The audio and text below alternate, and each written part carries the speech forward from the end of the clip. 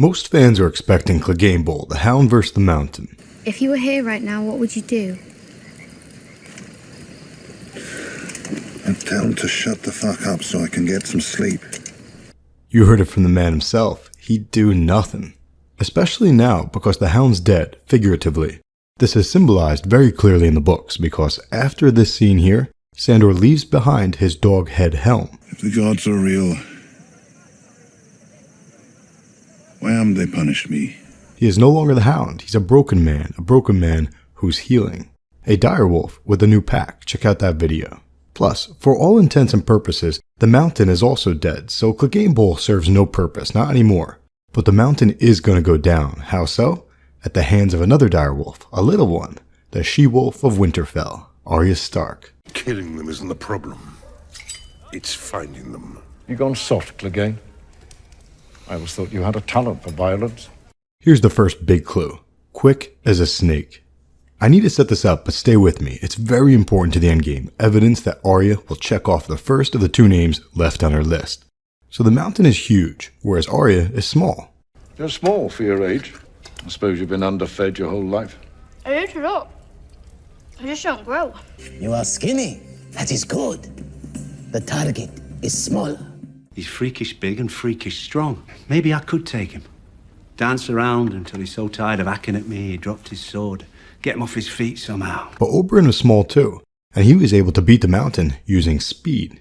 We saw this in the show, but check this out from the canon. In the books, Oberyn dies, just like in the show. The Sand Snakes, those Oberyn's daughters, they're pissed. They assume that Oberyn wanted to get revenge on Tywin and the Mountain years ago, because it had been 17 years since the Mountain killed Oberyn's sister, Elia Martell. Turns out, Oberyn and Doran had been working more closely than the Sand Snakes realized. The time was right, so Oberyn told Doran that he would go to King's Landing and get justice. Before going, Oberyn says something very important to Doran. So Oberyn reminded Doran of his childhood. He was fierce even as a boy, quick as a water snake, and he would off-topple boys much bigger than himself. Oberyn reminded Doran of that the day he left for King's Landing. He swore that he would do it one more time. So that's the setup. Oberyn beat bigger boys as a kid, and if he hadn't gotten sloppy, he would have done it again. He was smaller than the Mountain, but he was quicker. The exact wording that George R. R. Martin chose is quick as a water snake. As you'll see in a minute, those words are very, very important. Now let's skip forward to Arya and Syrio Forel. Syrio taught Arya many things that helped her to survive. It's not that clear in the show because we do not get a look inside her head. The show doesn't offer us Arya's train of thoughts, but in the canon, Arya frequently reflected on Syrio's advice. Swift as a deer. Quiet as a shadow. Quick as a snake. Calm as still water. Strong as a bear. Fierce as a wolverine. Fear cuts deeper than swords. The man who fears losing has already lost. Fear cuts deeper than swords. Did you catch it? Quick as a snake. Syrio taught her to be quick as a snake, the same exact analogy as Oberyn to the Mountain. And Arya reflects on those exact words 10 times in the story, while catching cats, running away from the Lannister guards before there was real trouble, and escaping Sir Meryn Trant when there was real trouble. She thought about those exact words when she watched Kurz catch a fish with his bare hands, when she approached Rorge at Harrenhal to find out where Jaqen was, watching Anguy reloading his bow really quickly, and in an attempt to escape the Brotherhood on a horse. That's a gnarly book-only scene that pays homage to Lyanna Stark, who it's also worth noting defeated some boys back in the day. That's my father's man you're kicking, howled the she-wolf. Harwin caught up to Arya because he used to be a stable boy at Winterfell, so he can ride really well. But Arya did finally escape, and she reflected on those words, quick as a snake, as she escaped. And she also does when the Tickler attacked the Hound, as well as in the moments right before she left the Hound, where she was standing there debating whether or not to put down the dog. That time, she chose not to. There is only one other time that George R. R. Martin uses those words, quick as a snake.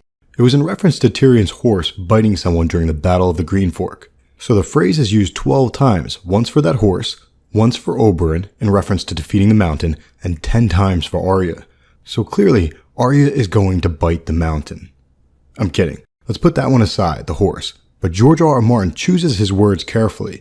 So what this tells me is that Oberyn was quick as a water snake. The water dance. And Arya is too. Check out these other quick references which are in the show and the book alike, meaning they're important. You're so skinny. So are you. won't hack a man's head off, but it can poke him full of holes if you're quick enough. If you pierce him, the water leaks out. Then we've got this scene here. It was kind of awkward, right? Do you think that they showed that to us just to be funny? Nope. It serves a function. It shows us that Arya is quick as a snake. And if you don't believe me, check this out. The same exact scene happens in the books, but much earlier in the story. It happens all the way back in book 1, where George R. R. Martin said we can find all the clues to the endgame. Here's how it goes down. Keep in mind, Arya ends up working into a cat later in the books, and she goes by the name Cat of the Canals at one point, a tribute to her mother, Lady Cat, but also a reminder that Arya chased cats back in book 1 and season 1. Syrio specifically sent Arya out to chase cats, to help her become quick as a snake. Tomorrow, I'm going to be chasing cats. Cats? He says every swordsman should study cats. They're as quiet as shadows and as light as feathers. You have to be quick to catch them. Every scene serves a purpose or multiple purposes. At face value, chasing the cat led Arya down into the dungeons, where she overheard Varys and Illyria. But the second purpose is that Arya had been training to be quick as a snake since the very beginning, all leading up to her fight versus the Mountain. So Arya found her way into the dungeons, overheard Varys and Illyria chatting, then left a different way than she had come in.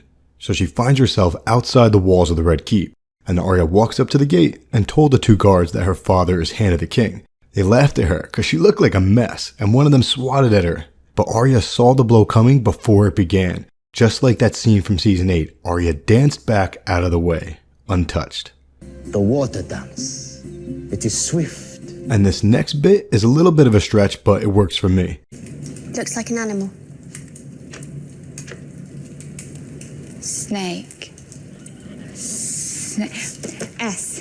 Did you know that the youngest Lord Commander in history, Osric Stark, was elected at the age of 10? Small kids can do big things. So let's wrap this first video up. George R. R. Martin has set up Arya to use speed against the Mountain, because she trained to be quick as a snake, just like Oberyn. And we've even seen her speed in action. This scene has a purpose. Arya is going to use speed to defeat the Mountain, just like Oberyn. The water dance. It is swift. But this time, he's not getting back up. And sudden. This is just the tip of the iceberg, by the way. We're going to have a vid showing clues from other people like Yoren, Syrio, Sandor, Jaqen, and one other person, but I'm keeping that one a secret until we get there. Hit subscribe if you want to find out. I'll talk to you. How can you be quick as a snake?